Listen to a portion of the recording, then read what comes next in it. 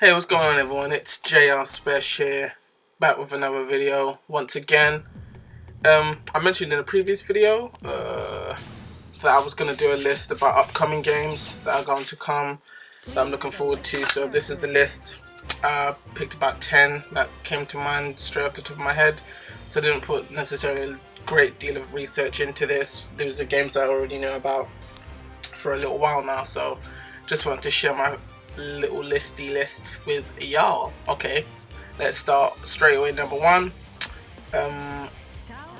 UFC 2, which I think has been out for maybe a little time in the US, because I've seen a lot of people uploading videos of it already. It's not the beta, and I didn't even know there was a beta, funnily enough.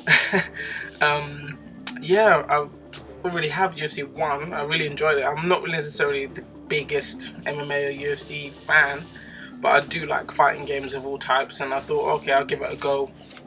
I have to say I really enjoyed it. I really enjoy the different fighting mechanics in it, and from the looks of things, UFC 2 looks like it's going to improve in a lot of areas that maybe needed work, and it's expanding it as well. So yeah, I think that's probably going to be a great addition to my game library, so we're picking that up when it comes out. Number 2 is a game that I just finished playing the beta of, and I really enjoyed it. There's a little bit of controversy, I guess, surrounding it. It's Hitman, the new Hitman game. Even I've got to admit, I was kind of annoyed that they were doing this episodic approach, but then when I played the beta, I kind of started to get it, in terms of if that was just a tutorial stage and like a teaser for one of the missions. The game's already so huge, so I was thinking, okay, that would be a very big game to run on a disc. So maybe doing an episodic style is more less stress, I guess, on the console and on the developers too. So maybe that's why they did it. I'm not entirely sure why, but it's Hitman, so I'm not complaining. Love it, love that. I've loved that series for a while, ever since it came out, really. For me, there is no comparison between that and Assassin's Creed. Hitman is just better, period. So yeah, more Hitman. I'm completely done with that. Absolutely love it. So number 3 is a game that I've been looking at since it got announced, and it's been really captivating, I guess is the word. No Man's Sky. I just love the whole idea that it's literally impossible to complete. Like, you'll be researching and discovering, exploring so many different universes, star systems, or whatever you want to call them, and the game will never stop generating new looks, new things to find, and I just find that whole idea so amazing, and I really love that whole idea of there is no end to the replayability of the game. So you could stop playing for a month and come back and just look at a few new planets, and it'll be like starting the game all over again. It'll be like a brand new experience. I really love that. And man, this game, eventually it's gonna come out. It just seemed like it would never come out at one point. Like, it was getting delayed and delayed. So hopefully that means they were just polishing it within an inch of its life with a nice big portion of pledge. You probably don't know what pledge is, but it's this red tin of polish for wood and stuff. Anyway, that's a weird little diversion. Anyway, on to number 5, which is Adrift with the 1 instead of an I.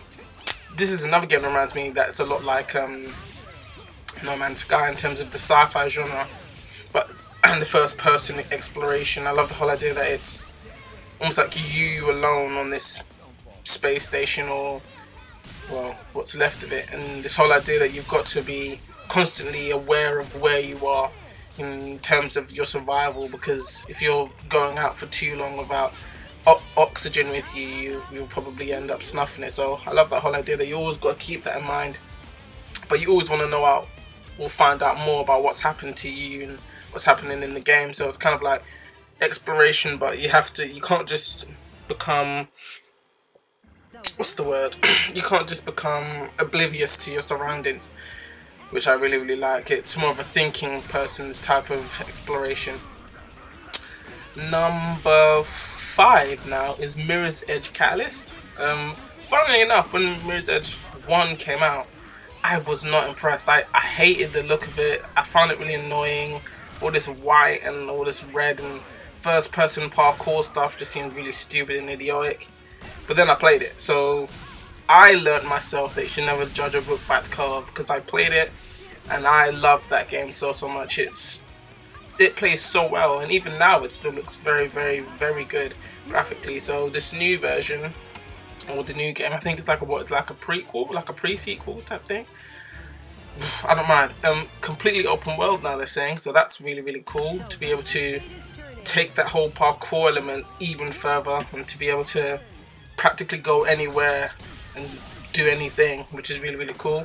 And I think that I've forgotten her name now. Faith, I think her name's Faith. She's a really, really cool character, I think, and it'll be nice to see more of her story. So looking forward to that. Number 6. This is the game. Zelda on Wii U / I put /NX because it seems like growing and growing now.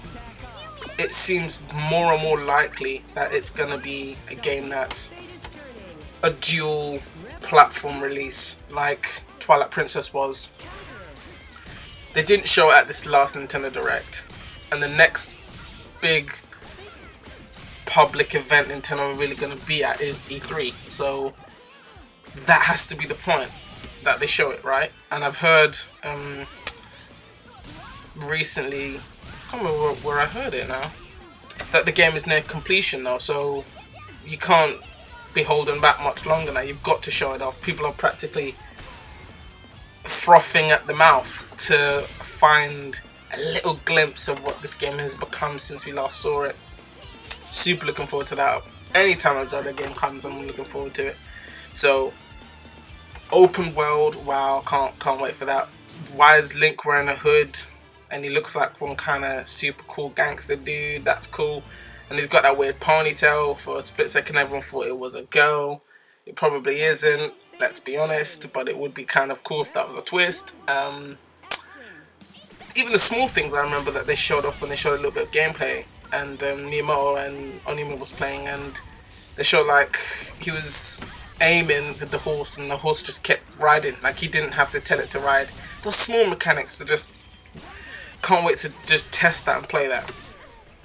Zelda needs to come right now because my bones are shaking in excitement for that. So, number 7, Star Fox Zero. And I mentioned this in the previous video. This needs to hurry up and come out. Like, I think Star Fox has been gone for a while now. So, any new Star Fox game would be a welcome addition. I heard on Eurogamer that apparently there's a mode in it for beginners that makes you invincible, which I kind of think is, to be honest, it's a little bit too baby-proofing from Nintendo.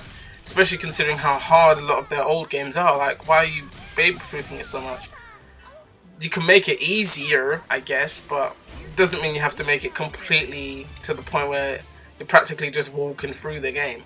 And you're just looking around, not having any challenge. That's a little bit silly.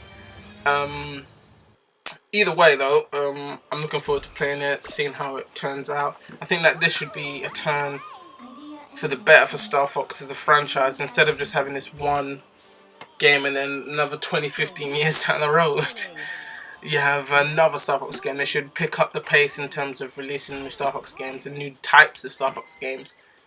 Especially with the NX coming, I think that would be a really, really good avenue to go into.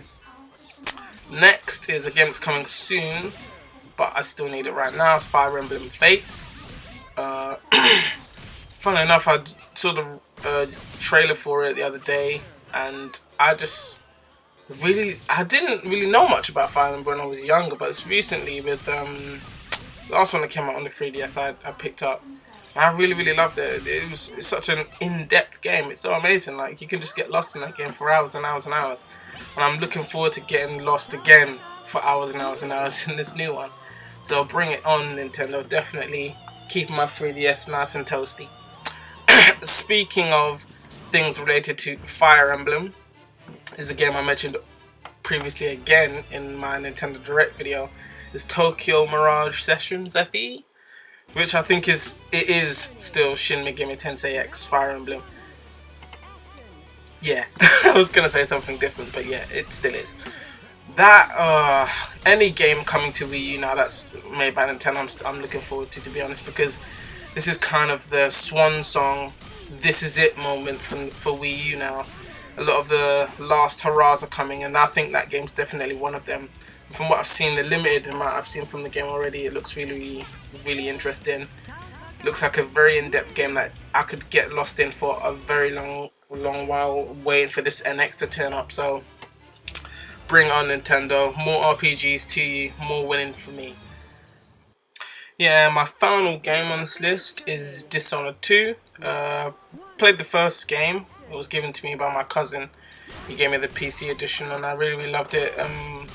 In terms of stealth, I think it's probably one of the best games I've ever played. Very Hitman-esque, but the first person style really, really adds a whole new twist to the whole stealth element. In terms of being aware of your surroundings, you have to be tuned in a lot more in terms of looking around and being vigilant. I really love that whole idea, and the story was really, really good too. Won't give anything away here. I'm sure you can get a game dirt cheap by now, so definitely pick it up. Looking forward to the sequel.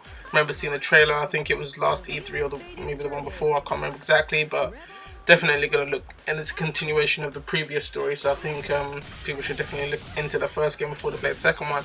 But I'm sure it will be accommodating to newbies to the series too. Glad that they're definitely bringing a sequel to that game series. So that about wraps up the list, I think. This is your boy JR Spesh saying, play her out.